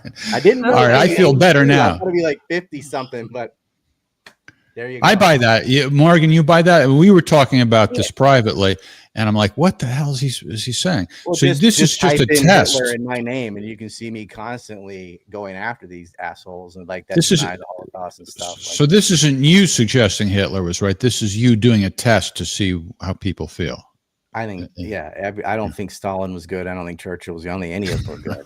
No, It's yeah, good, especially Hitler. Like they're, yeah. Like, But what did you say, Morgan, to me? Why don't you say it now? What you said that what may not have been a good idea about this, or what you analogized it to earlier. What it came out to me is it came out to me more of you were taking like a little wink and a nod, like was Hitler right?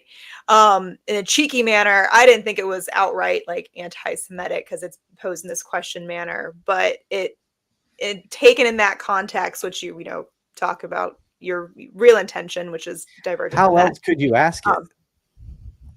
Well, I mean, I guess You know what I mean? Like, I don't know, because it lacked the nuance of what you were trying to accomplish. Because I think the repeat, the comment that you had underneath was like, that's interesting.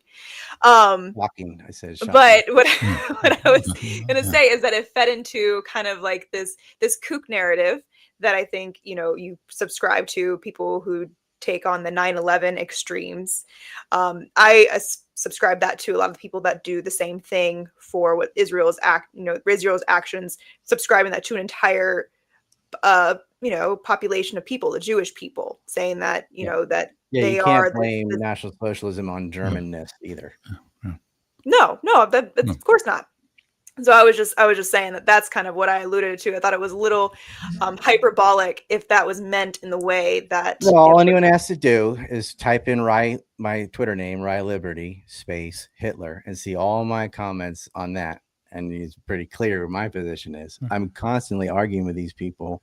I'm constantly arguing with white nationalists, because what I can't stand is what I saw happen when those of us that have been pro-Palestine, anti-Israel, however you want to put it, for 20, 25 years or more, all these noobs came in after October 7th, and they would say things like, oh, Israel's awful. P.S. we love Hitler. And I'm like, what are you doing? Like, you have a layup and you're going to shoot from half court. Because there are a lot of people that sincerely think only 271,000 people died in the Holocaust because they're looking at this one report from the Red Cross. And they don't know that the Red Cross wasn't even allowed in Poland other than to see one of the camps at Auschwitz. So they did not have access to where 95% of the Holocaust happened. The fact that you had 271,000 die in the German camps where they weren't there, those are labor camps, and they still had that many deaths is bad enough. And what they also don't understand is like, oh, well, it says Auschwitz. I'm like, yeah, Auschwitz is not a camp. Auschwitz is a complex full of a series of camps. Auschwitz-Birkenau had like 40 different camps. They went, I think, the Thermostat, which is the one with the swimming pool and theater and stuff they always cherry pick. I'm like, yeah, that was the show camp. And the Red Cross knew it and wrote to each other about it. What do? We don't want to call them out on this, because at the time Germany was winning the war, because we want to get aid to at least to what we are getting aid to, because they really need it. So we can't really report on this. And you can read all these memos back and forth. They leave all that out. And now it's just become a meme. Instead of 6 million, 2,701, as that's as high as I can get, or 271,000 is the best I can do, whatever. And I just get sick of it. I'm like, you guys, like, yeah, I don't think it was 6 million either, but it was in the millions, and that's enough. And that's always been the number from historians. 6 million is from Hollywood, but it's bad enough. And I don't really see the point in the hair splitting action, right? Of like, well, how said, many well died said. of starvation, how many died of disease, how many were put to death in some manner. Yeah, like, okay, from a historical truth point of view, if you want to get really nuanced and like how many died in Treblinka and from what I get it, but that's not what they're doing. They just Right. want to say like, and like there was no soap and lampshades. There are exaggerations about World War II, but this is the problem. Like you cannot sloganeer this. You have to have this in long form conversation, or people go, "Oh, you said there's no soap, so no, there was no Holocaust." Well, we are having the long form conversation, Yeah. so I feel better. Ryan is not guilty of anti-Semitism. I like, Ryan, that you're provocative. I and don't that, like collectivism at all. no, I like that you're provocative and that you're fearless. And so I wanted to, I was like, even though I felt, oh, maybe this is, maybe he is endorsing Hitler. I'm like, well, let's just ask him. So, but I'm here's glad another you example. asked. Isn't that odd? Like even people who like, I've met Morgan, I've talked to you a long time. Why would you think I would support Nazis ever? But that's it's so pushed in our brains. Like if you criticize Israel, if you say anything nuanced about World War II, then you love Adolf Hitler and you wanted Holocaust to happen. Well, no, I'm all Crazy. for speaking with nuance, and I honestly don't like the caricature that's put on Hitler, where he's like the epitome of devil, even though you've had numerous other Holocausts, just people who have done just as heinous actions, and they should all be subscribed to that area where we look at that and try not to replicate it in history, like what we see Israel doing with the Palestinians. But so I am all for having more nuanced conversations of what transpired during World War II, how could have been prevented, and to not have this glaze of ultimate evil versus ultimate good. That's I find that to be a rather naive. Yeah, you're right. It's got this cartoonish narrative. And that's another thing. If I want to say how bad Stalin was, you can kind of do that. But if I talked about Churchill or just the British and French empires in general and all the people they murdered, or the American genocide of Native Americans, they're like, oh, like I'm not giving Hitler a pass. Like if King Leopold, all the millions died. The starvation in Bengal during World War II, where millions died. It's like some kind of weird pissing contest where they're like, no, the Jewish Holocaust has to be the worst one, and you're not allowed to talk about any of the rest of them. I'm like, yes, I can, and we'll talk about them all. But they want to paint that. It's a weird thing because, I lived in Japan for 17 years, and they don't have this guilt of what they did of annexing Korea for 40 years and taking Manchuria, and they admit it was wrong, but they don't live with it. And part of that's because they got nuked. So it's like, oh, look what happened to us. And that's true. You did get nuked and your civilians were killed, but they don't have this weird obsession of like museums for the Chinese and stuff, like where's the Native American genocide museum in Germany? Because we have them all over the US for that. It's a weird thing. Like, okay, it was wrong. Yeah, I get it. But it's really comparable for just run of the mill how a lot of those states behaved. I mean, Britain probably killed more people in the world than any other empire if you add it all up. And then it's probably either China or the United States. Germany's like 8th place on that because they're kind of new, to be fair. But, the Mongols got to be on that list. Definitely on per capita, they're the winners. But yeah, you ought to be learning from history so you don't have to repeat it. They've learned like, well, what was Hitler's grievances? Why did so many people get along with him? Was German land annexed after World War I? Was the Treaty of Versailles very harsh? Like, no, you're not allowed to ask these things. Same with September 11th. What motivated these hijackers? And damn it, this is an explanation, not a justification, okay? I'm not saying they're right, but you have to understand where they're coming from. Murdering civilians in New York and on airplanes is wrong. Let's get to, okay? But why did they do it? Did we not starve to death children in Iraq and blow up people in Lebanon and blow up people in Gaza? Like, they don't have F-15s, so they use Boeing planes. And all their stated reasons were political.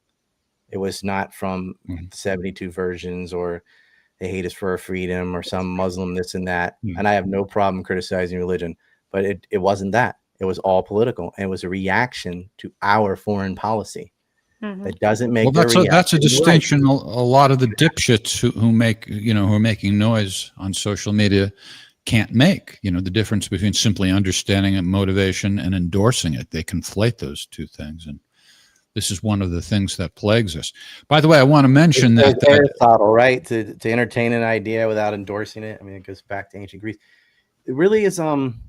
I just thought everyone could do that, but the internet has opened my eyes to realize about half the population cannot tell the difference between explaining something and justifying something. Right. We make a lot of I don't know how to put it, but superficial analysis of what the internet has shown. But I also think I'd like to talk to a real serious sociologist sometime. I think the internet really has shown us what people are like. Previously, we would never really, you know what I mean? We'd just make, this is an interesting conversation because I like. Yeah, I know I'm not being very articulate, but I think in my mind, it's a good point. Yeah, it's a good point. The internet really has shown what human nature is to a large degree that we couldn't really tell before. I got to ask both of you this question because I think I got to know the answer. But in my life, just interacting with people, and I've lived a bunch of places throughout North Carolina, Virginia, Japan, Korea, Tennessee. I have never, ever met anybody who's an adult in any of those locations who couldn't name 5 countries. And yet on the internet, you see people interviewed in Miami and Los Angeles stuff, name 5 countries, and then to Dubai. How have you ever met people that stupid? Do you think this is fake? What's going on? Well, the thing is, if you're not making videos, you're not really quizzing people that way. So it's hard to really answer that question. But these videos are, the editing is the way to make whatever point you want to make, even if it's, basically a false premise, right? I've seen full long video too, on Fresh and Fit and stuff, where they ask these women name 3 countries and you can't say the US. And they're just they often say, well, Fresh and Fit is not known for booking scholars. I know, but how could you find anybody that dumb? I don't know. Ever. Ever. But then you get on the internet, you see the 9/11 kook movement and stuff. And I'm like, wow, I was. So are you suggesting that maybe than they should have or something? The mouthiest people, the most obnoxious people are the most ignorant, and maybe the people who are smarter are less inclined to be spewing their nonsense? Is that maybe that's my hope, is that the dumbest are just the loudest. Yeah. And I think part of it's that. But what I'm really wondering is, how would you get that dumb? How do you get that dumb? I don't understand. Is it weed? What is it? How can an adult not just say the big ones, Russia, China, Brazil, or something? How? I don't know. I mean, test anxiety, that's a real thing. You got lights on you, a camera in front of your face so people don't react well. I think you do have a dumbing of a population, especially in Western countries. And I think that's done on purpose. So we don't ask too many questions or put too many.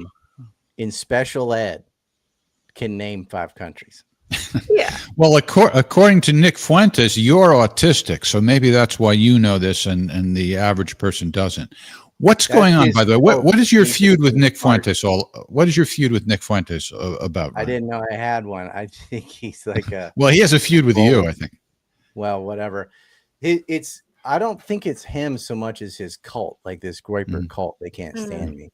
And because I was on, I actually, when he first got banned, I had him on the show, just free speech absolutist, don't agree with his opinions on race realism or wanting a Catholic monarchy or any of this LARPing dumb shit.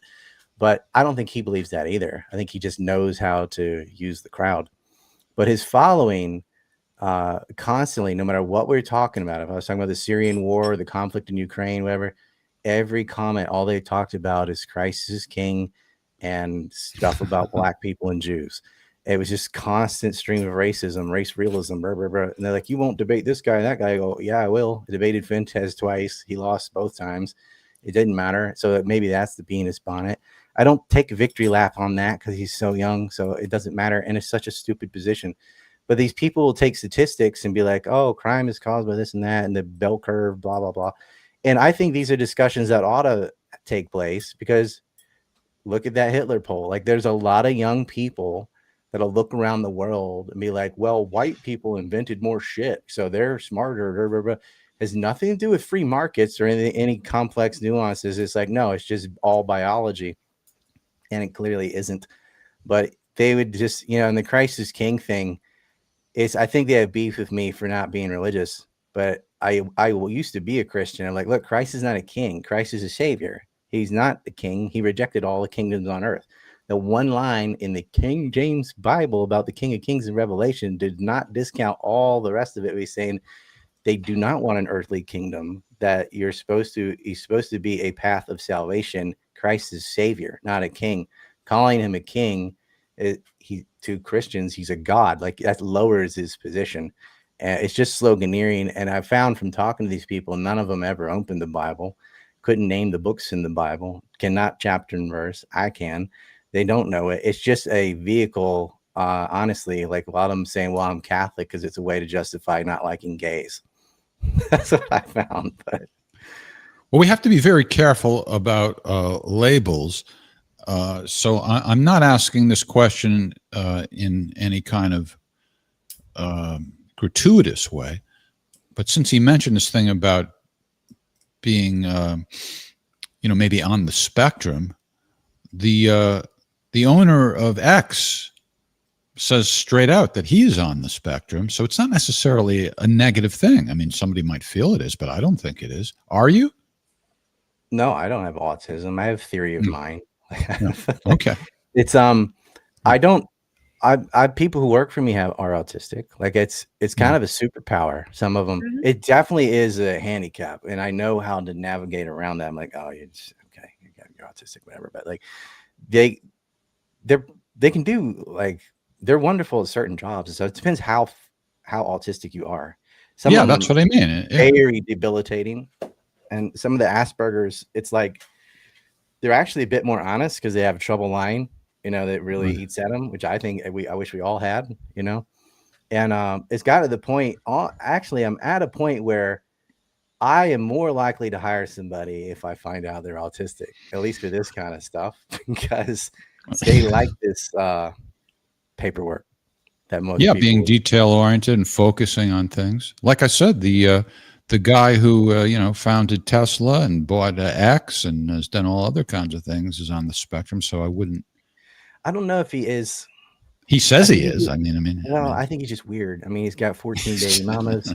He wants to colonize Mars. He lied about being like the pro video game player when he isn't. Like, That's well, true. why? You have so much success. Why do you gotta like?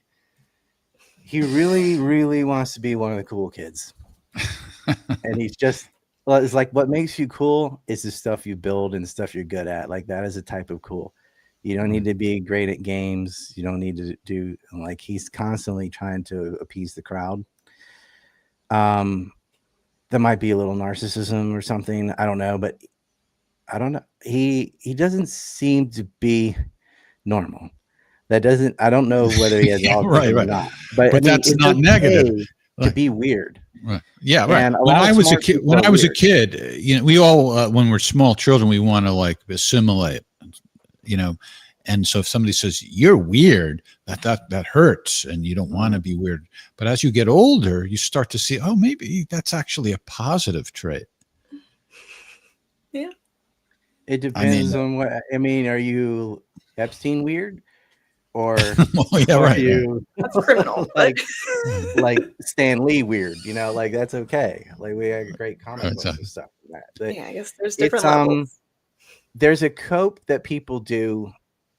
In my first book, I talked about this false dichotomy where when someone is talented at something, it gets pegged with some negative aspect so that people who have no accomplishment can feel better about themselves.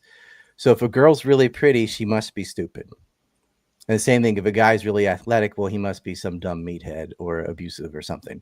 And there's no relation, but Hollywood has kind of solidified these stereotypes too. So like, if you're good at math, you suck at English. Why? You could be good at both. Like, or if you're good at this, you're bad at this. is so that no matter what you do, you're going to have something negative attached to it. It's that crabs in a bucket mentality. So if you think of any kind of positive attribute, well, if you're really smart, you must be socially awkward. If you're like really sociable, then you must be a flake. There's something negative. You can't just say someone's better than you. And sometimes they're just better than you. Like sometimes they just apply themselves more, or whatever. So It's always equality like, is oh, an, no, it's because of your circumstance and this and that and that. There is almost like I don't want to call it a disease because it's not like a foreign agent in your body or whatever, but there's some sort of psychological problem where people feel the need to bring people down who are doing well by tacking on some negative thing to every positive attribute you could possibly develop comes with a stigma. Yeah. Well said. All right. Well, before we call it a night, I wanted to play one more clip, especially since we alluded to it earlier, and that's regarding the dry run. So let's take a look at that. Before 9/11, there was a dry run, and the FBI knew then that it linked to Al-Qaeda. Back in 1999, two men from Saudi Arabia, Mohammed Al-Qutadin and Hamad Al-Shalawi, forced a plane bound for Washington to ground itself in Ohio, where the men were arrested. Both men had trained in Al-Qaeda camps in Afghanistan. Both were in contact with an Al-Qaeda operative, Ghassan Abdul Ghazid Al-Shabri, who was flagged by the Phoenix EC program, as well as the Saudi government. And both had their plane tickets paid for by the Saudi government. They tried multiple times to enter the cockpit, and their excuse to the FBI was, "We thought it was the bathroom." Even though they had asked the stewardess where the bathroom was and she directed them to the back of the plane, they go to the front. They knew it was the cockpit. So what's the difference between the dry run you're referring to and what Somerville John alluded to earlier? Well, this dry run took place in 1999, just 2 years before 9/11. The first attack on the World Trade Center was from 1993. That was with a Ryder truck bomb. That's Ramzi Youssef and that crowd. And the FBI had an informant in that group too. And they wanted him to wear a wire to talk to the blind sheikh. He's like, I'm not going to wear a wire in my pajamas to talk to the blind sheikh. And so he said, I'm out. But he warned them. He said, look, they're already here. They're making bomb-making material, and they're going to hit a target. And no sting operation ever came. And so that was in 1993. And it was successful in that they did get a truck. They packed it with bombs. They put it in the World Trade Center, like in the parking garage, and they blew it up. And it put a big hole in several floors. But they didn't park it close enough to the wall, which is what you need to do. Hitting the center columns, you wouldn't have enough force. But if you broke the outer column, then you could try and get it. Anyway, it failed. So that was in 93. In 1999 is the dry run. And what's interesting is Abdul Qasim, the guy, the Arizona recruiter, his Gitmo photo is a silhouette. And I just thought, he's in Gitmo. How can you not have his face? Or what did you do to his face so you can't see? I don't know. But like, it's weird to me that I paint it, the pictures of those two hijackers, attempted hijackers, I could only get from the airplane surveillance security footage because there's no other photos of them that I could find. And it took a long time. Some of the photos on this map, it's the only one you're ever going to see because these people are well hidden. And a lot of this stuff was whitewashed. A lot of it I had to grab from my older films because it's no longer Wayback Machine archive. It's all gone.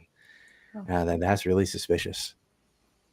You think like, yeah, here he is, like Bin Laden, you can find easily. His face is plastered all over the place. But the people actually involved in 9/11 and carrying it out, beyond the 19 hijackers, is very hard to find faces, names, or anything. They're really, really covering that up. All right, and you're selling those posters, correct, Ryan? Yeah, all of these. This one's on Epstein, and the white, it's only half the poster. You can't see it because the door in the green is NUMEC, and the big 9/11 one, I think it's 184 names or something. It's 3 feet long, so have some wall space, but it has to be that big or you wouldn't be able to read it. So it's big. That's on September 11th. And it's actually nice to have that map if you've seen the film, because we have little arrows on it. And money went here and this amount helps you follow along. And I know that from Epstein, sometimes I would look at my own, like right in the middle, right there is Peter Thiel. I would look at my own map because it's hard to keep all that information in your head for that long. Yeah. And it's just something I make. Here's one on John McCain's ring, you know, just going through his connection. These maps would actually plug into those maps. If I made a digital one, it would be massive, but that's the wedge, because you have the Keaton 5 and the Lincoln Savings and Loans scam and the NXIVM cult and McCain. That all ties neatly in with Jeffrey Epstein and the Bronfmans and Les Wexner, and Les Wexner ties neatly into the Sunborn Institute and the people that stole uranium from da-da-da-da. And yeah, you could take these 3 maps and make one big map, because the green is the earliest. Yeah. And then the red and then the white sort of, some of them are, and the white doesn't fit in just as well, but the players, because some of the people on Epstein's ring are in their 80s now. So they had a lifetime of crime. You know, the Bronfmans and Wexners, the real financial backbone of Epstein, are old. And Dershowitz and all the rest of them, I mean, they're all in their 80s. They get Peter Nygaard, it's in his 80s. Robert Miller, it's in his 80s. Michael Steinhardt's in his 80s. So they don't really get caught till they've already had a lifetime of crime. That's what's sad. And a lot of these people are still alive. The underlings did go to Gitmo. The middlemen did not. And the top, the very top, I mean, Bin Laden and KSM are dead. Bin Laden was killed in very suspicious circumstances where they put his body in the water or whatever. That's another thing. Like, I don't know about that one. Hell, they lied about the rest of it, but Yeah. yeah. So you're selling those on your website? Yep, antineocon.com will have those. Or if you go to watch the movie on RyanDawson.org, there's a link to the map. There's also a link to the Numek movie on how they killed JFK or why they killed him. And that's also free. Everything's free except for the map, because I have to mail it to you. But All right. Well, RyanDawson.org seems to be the easiest thing to remember. People can get to everything that way. Is that everything's there? Yep. Okay. So I want to thank the audience. We love the audience participation, but I want to explain, we don't have anybody producing us backstage. It's just Morgan and I. And I know that I recognize the name. There it is. Pirate Smurf is a regular viewer, and you wanted us to play your video, but it's just difficult for us when we're hosting the show and trying to focus on the conversation to deal with the link to your video and get it in a form to present it. So I just want to apologize for that. But we do appreciate the audience participation, and I hope you understand that we couldn't really handle it. And as far as that anonymous turd goes, he continued to argue in text form. So his excuse, his excuse was, no, I'm not an honest player because I insulted him. That's why he won't call on the phone. But for some reason, that excuse didn't apply. They don't want live conversations because what you're really doing is arguing with Google. Yeah. Because they're just sitting there, tell me what to say, tell me what to say. I'm arguing with Google right now, or I'm arguing with AI right now. It's like, I have forgotten more about 9/11 than these people know. And that's not just like a funny thing. I literally have forgotten more about 9/11 than these people know about 9/11. Oh, I'm sure. Nothing about 9/11. They know almost nothing. I'm surprised they get the date correct. 9/11. Laura Loomer used to call it 911.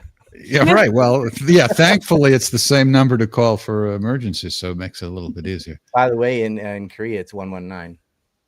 Oh, all right. Well, okay. That's good to know from in Korea. If you ever need emergencies, 11-9. There you go. All right. The only thing I want to know is why, Morgan, you kind of chastised me for calling him an anonymous turd. I mean, but you didn't object when we were calling them kooks. I mean, what's the difference? They're both insults. Well, the way you were going about it, it's if you want to have the conversation, that seemed very dismissive, and I guess his point that it seemed like. Well, it wasn't my original thought wasn't to lure him into a conversation, but anyway, they are. I don't think it matters. Like, Yeah. I'm It's so just an far. yeah. I It's used to just I an used to excuse. sit down and calmly like listen to these people and explain, no, that's not true, because I can't anymore. Like I've had to deal with these people for 2.5 decades, and I have no patience left. But you can I redirect just the conversation, right? Like you they're can not no, redirect. they're not arguing in good faith. Like they just Yeah. you know the story of the tiger and the donkey? No. This is great. It's a Buddhist tale. I'm going to say this because this is great. There was a donkey and a tiger in the jungle or whatever having an argument. And the donkey's like, the grass is blue. And the tiger said, no, the grass is green. And going back and forth, and the donkey just hee-haw, it's blue, it's blue, it's blue. And the tiger is like, fine. And they go to the dragon, and they say to the dragon, master, this donkey's so annoying. He keeps saying the grass is blue. Tell him the grass is green. And the dragon said, indeed, the grass is blue. And the donkey just celebrates, ha ha ha, and gallops away, thinking, see, the dragon said so. And then he says to the tiger, and you are to be punished. You are to be mute for 1 week. And the tiger said, master, I will accept my punishment, but surely you know the grass is green. And the dragon said, indeed, the grass is green. He said, why did you say it was blue? And why am I being punished? And the dragon said to the tiger, surely a creature as strong, noble, and intelligent as you knows better than to argue with a donkey, much less come and bother me with it too. And that's what you're doing. When you're engaging these people in bad faith, or these people who are engaging you in bad faith, you're arguing with a donkey. You're just wasting your time. It doesn't matter what you say. They'll just move the goalpost. If I say, there's a 90-foot hole in the Pentagon, they're like, what about the light poles? If you explain that, or what about the cameras? What about that? You have to satisfy all of their stuff. They're like, dude, acknowledge the first point you brought up was wrong. Acknowledge that the DNA of the passengers is at Walter Reed that were on Flight 77. Like, how did that get there? Doesn't matter. They move to the next thing, the next thing, the next thing. Because to them, they're not trying to figure out what's true. They're trying to protect their ego. They've said something, they told it on the mountain, and so when you come and say something else, that's why they get all like flared up and think, oh, Alex Jones said this. It's entertainment for them. I don't think they really care about the people who died on 9/11. I don't think they care about the wars and the surveillance state or any of it. They just want to be like, I know this super secret thing that you don't know. Like, you probably think they're airplanes. Like, they'll laugh. Ignorant people laugh at their own stupid takes because they don't think it's stupid. And so calling him a turd is mild for what I think these people deserve. Like, I would just say, like, run full force into a brick wall and see if you can headbutt your way through it, because you're useless. These people are so fucking stupid that it's a waste of air to speak to them. And that's why I was saying, nonetheless, like, we would. Nonetheless, a real question about 9/11, like, well, what about or like with the Kennedy assassination? Was he going to get out of Nam, or what happened with Bay of Pigs? I'm fine explaining all that. But if you come at me and say the driver shot him or something, I'm like, just get the fuck out of my face. Like, I can't. I'm like, oh yeah, William Greer shot him, and he shot Conley too, who lived, and just gonna say, yeah, the driver turned around and shot me, but I'm gonna ignore. I just can't deal with it. And then it's not their own words. It's Jim Fetzer that came up with that crap and put it out in a spooky movie with music. And they're all like, oh, you know what I think? I'm like, you don't think. You don't have the ability to think. You saw something on YouTube and you're repeating it. I'm going to tell you what you're about to say to me, because it's not even your own thoughts. It's not your own words. And they are. And it makes me think sometimes we don't have free will, because when you look at really dumb people, it's like they have prompts, like, verbatim what the whole spiel they're about to say, because it was like programmed into them. Well, that's like that goes into the whole, Project Mockingbird, MK Ultra, all those things that intelligence agencies had worked so hard for. It's, you're combating it in real time. But how do you get to, instead of you and him butting heads about the logistics or what really happened that day, what has transpired since, and what can we do to stop, another war? Now our government's salivating at the idea of regime change in Venezuela. And then they're talking about going in direct conflict with China, which, okay. We all know Canada's the real enemy. I mean, so, I mean, it could be diverted, and we can all come together and understand that we have this common they enemy. can come together by agreeing with me then. Like, I'm not going to entertain retarded nonsense. So you guys, not you, but you didn't do any research. Like, watching videos on YouTube's not research. They're unaware of their own stupidity, and they make things a million times harder. They're actually helping the wars. They're helping all this stuff. Like, well, you know, 9/11 had broken. If the Saudi-Israeli role was known in 2001, there wouldn't have been a war in Iraq or Afghanistan or Syria, or all that would have stopped right there. But, you know, in general, we might choose to ignore people like this, but they are part of the story in this situation because they're the reason that credible people have pulled back. So that's why I wanted to entertain their thoughts and address them. Anyway, I always Skype me and we'll record a conversation right now. And, you know, only 1 out of 1,000 will ever do it. And then they beg me not to release the recording. Exactly. And I'm like, you can be and anonymous. it's not at all about insulting. That's just an excuse. All right. RyanDawson.org. That's the place to soak it all in. Thank you, Ryan. Thank you to our beloved audience. Thank you, Morgan. Ryan Milton, our other co-host, was out tonight because he has some work obligations that had to be addressed. So join us next week, Thursday, whatever next Thursday is at 7 p.m. And our guest will be candidate for United States Congress, Jose Vega. And just want to close tonight with a little tribute to Diane Keaton, who is one of the greatest actresses of our lifetime. But what not everybody realizes, and what we should acknowledge, since we are the whiners, is that Diane Keaton was a wine lover. So rest in peace, and a sip of wine. So yeah, so is she, but it's not such a good thing with Pelosi. Anyway, take care, everybody. We'll close with our we'll close with our salute to Diane Keaton. I want to make sure I'm getting the red wine. What? No, that's not how it works. It now? No, you're supposed to get it when you lose. Diane, you're supposed to get it when you lose. Oh, I'm sorry.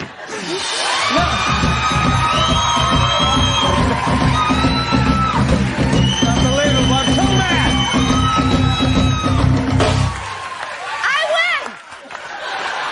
I win the game. No, you didn't win yet. You almost lost, but that was you basically won because that was cool. Loser. Because that was cool. Loser. I am a bad loser, but I'm winning though.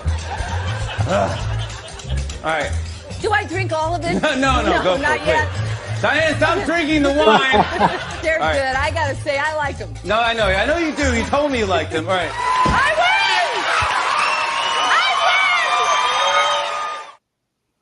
I win!